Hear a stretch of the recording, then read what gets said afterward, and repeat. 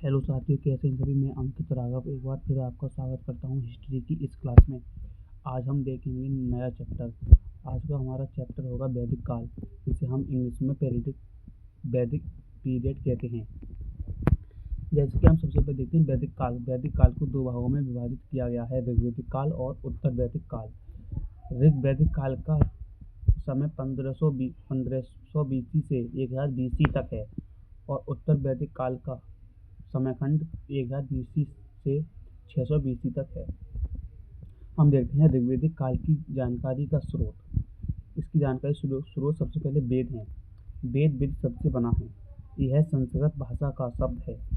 इसका अर्थ है ज्ञान। वेदों की संख्या 4 है, जैसे कि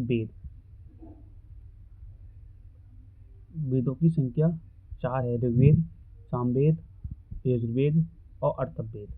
ऋग्वेद का मतलब है, ऋग्वेद में देवताओं को प्रसन्न करने के लिए है। सामवेद संगीत का वेद है। यजुर्वेद यज्ञ तथा कर्मकांड का वेद है और अथर्ववेद तंत्र मंत्र का वेद है। अब हम सबसे पहले देखते हैं ऋग्वेद। यह प्राचीनतम वेद है। इसी के नाम पर ऋग्वैदिक काल का नाम रखा गया। इसमें देवताओं को प्रसन्न करने के लिए मंत्रों की रचना है। इसमें कुल 10 भाग, 1028 सूक्त, 10,462 प्लस 118 मंत्र हैं।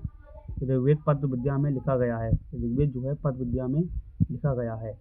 हम देखते हैं ऋग्वेद में उल्लेख क्या क्या है।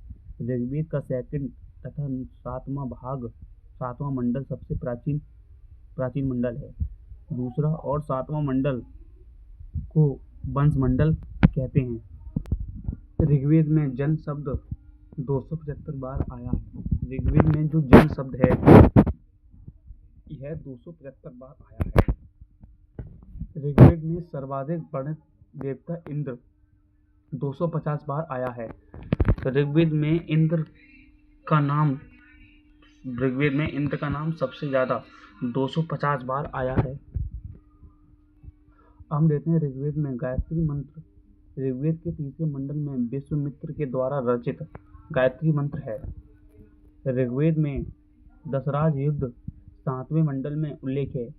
ऋग्वेद में दशराज युद्ध 7वें मंडल में उल्लेख है। ऋग्वेद की महत्वपूर्ण जीव गाय है। ऋग्वेद में महत्वपूर्ण नदी सरस्वती और गंगा है। ऋग्वेद में महत्वपूर्ण नदी सरस्वती और गंगा है। ऋग्वेद में वनस्पतियों के देवता या पेय पदार्थों के देवता सोम को बताया गया है। ऋग्वेद का 9वां मंडल भगवान सोम को समर्पित है। ऋग्वेद का 9वां मंडल भगवान सोम को समर्पित है। ऋग्वेद के 10वें मंडल के पुरुष सूक्त में शूद्र शब्द का उल्लेख है। ऋग्वेद के पाठ करने वाले पुरोहित होत्र या होत्रा कहलाते थे। ऋग्वेद के पाठ करने वाला पुरोहित होत्रा कहलाता था। ऋग्वेद का उपवेद आयुर्वेद है। ब्राह्मण ग्रंथ ऐतरेय और ब्राह्मण था। ऋग्वेद का अरण्यक ऐतरेय आरण्यक है। उपनिषद ऐतरेय उपनिषद है।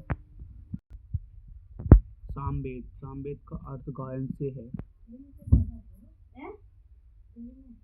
इसे भारतीय संगीत शास्त्र का प्राचीनतम ग्रंथ कहा जाता है। ये पद विद्या में लिखा गया है। इसमें 7 सुर उपस्थित हैं। सा, रे, गा, मा, पा, दा, नी, सा। इसमें सामवेद का पाठ करने वाले को उद्गार तो बोला जाता है। कुल 1575 मंत्र इस वेद में हैं। केवल 99वें मंडल को छोड़कर अन्य सभी ऋग्वेद से लिए गए हैं। सामवेद का उपवेद गंधर्व है। हम देखते हैं यजुर्वेद। इसमें कर्मकांड की व्याख्या है।